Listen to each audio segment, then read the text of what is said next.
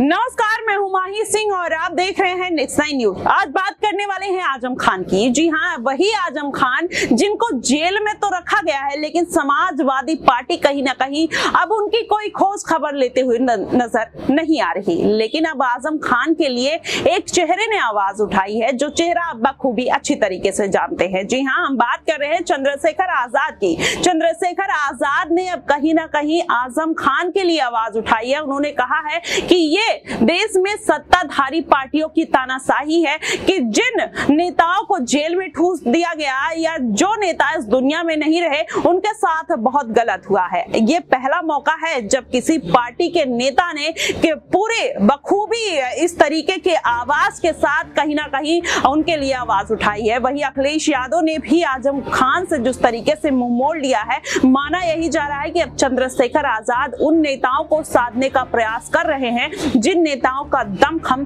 दिखाई देता था, लेकिन उनको पार्टियों ने साइडलाइन कर दिया है। अब ऐसे में नाम और भी निकल कर आते हैं। समाजवादी पार्टी के ऐसे कई कद्दावर नेता हैं जिसको अखिलेश यादव ने साइडलाइन कर दिया, लेकिन चंद्रशेखर आजाद लगातार उनको साधने का प्रयास कर रहे हैं। उन नामों में अगर पहला नाम लिया जाए तो आजम खान, एसटी हसन और वहीं स्वामी प्रसाद मौर्य और पल्लवी पटेल और दानिश अली का भी नाम सामने आ रहा है। अब ऐसे में चंद्रशेखर आजाद अपनी पार्टी खड़ी करना चाहते हैं। अब ऐसे में ये भी बात निकल कर आई है कांवड़ यात्रा को लेकर, जिस तरीके से उन्होंने बयान दिया, वहीं उन्होंने मुस्लिम पक्ष लेते हुए कहा था साफ तौर पर कि अगर 20 मिनट के लिए नमाज पढ़ने दिया जाता है तो उसमें क्या बुराई है। इस तरीके की बात कहते हुए नजर आए। आजम खान का इस तरीके से सपोर्ट करना कहीं ना कहीं माना यही जा रहा है कि चंद्रशेखर आजाद अब अपनी पार्टी को मजबूत करने के लिए अखिलेश यादव के खेमे में सेधमारी करने का प्रयास कर रहे हैं। अगर ऐसी सेधमारी चंद्रशेखर आजाद करते हैं तो क्या समाजवादी पार्टी के लिए मुश्किलें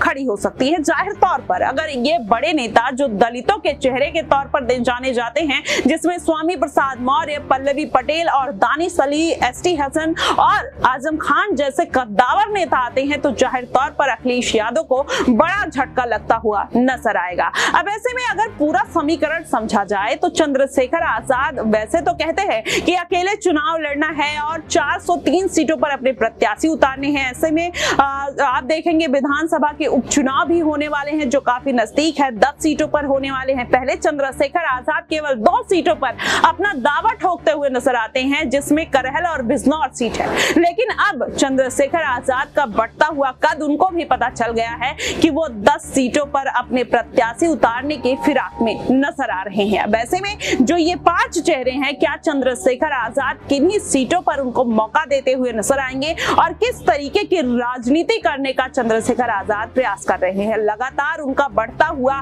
कद उनके हौसले को 7वें आसमान पर ले जाकर खड़ा कर दिया है। अब ऐसे में ये जो पूरा मामला अगर समझा जाए तो अखिलेश यादव की पार्टी के लिए जो मुश्किलें हैं वो बढ़ती हुई नजर आ रही है। लगातार भारतीय जनता पार्टी को घेरते हुए नजर आते हैं, लेकिन अब आने वाले दिनों में माना यही जा रहा है कि अखिलेश के लिए चंद्रशेखर आजाद ही कहीं ना कहीं बड़ा खतरा बन सकते हैं। वही चंद्रशेखर आजाद जो अखिलेश यादव के साथ कहीं ना कहीं साथ पाने का दमखम भरते थे, उनके साथ पाने के लिए तरसते थे और अखिलेश यादव उनको साइडलाइन कर देते हैं, लेकिन नगीना सीट कहीं ना कहीं चंद्रशेखर आजाद की किस्मत बदलने के लिए मददगार साबित हुई। चंद्रशेखर आजाद ने नगीना सीट पर जब से जीत दर्ज की, कहीं ना कहीं अखिलेश यादव के गले की फांस बनते हुए चंद्रशेखर आजाद नजर आ रहे हैं। वैसे में आजम खान के लिए आवाज उठाना कहीं ना कहीं अखिलेश यादव के लिए बड़ी मुसीबत का कारण बन सकता है। ऐसे में पल्लवी पटेल, स्वामी प्रसाद मौर्य भी अगर साथ आ जाते हैं तो कहीं ना कहीं चंद्रशेखर आजाद का बढ़ता हुआ कद अखिलेश यादव के लिए रोक पाना मुश्किल का काम होगा। ऐसे में अभी जो पूरे समीकरण बन रहे हैं, माना ही जा रहा है कि गठबंधन की आशंका इन पार्टियों के साथ हो सकती है और उपचुनाव में कोई बड़ा खेला होता हुआ भी दिखाई दे सकता है। फिलहाल आपको क्या कुछ लगता है, आजम खान के लिए स्टैंड लेना चंद्रशेखर आजाद को कितना फायदेमंद रहेगा? आप हमें कमेंट बॉक्स में जरूर बताइएगा। फिलहाल के लिए बस इतना ही। देश और दुनिया की तमाम खबरों के लिए हमारे साथ बने रहिएगा नेक्स्ट 9 न्यूज पर।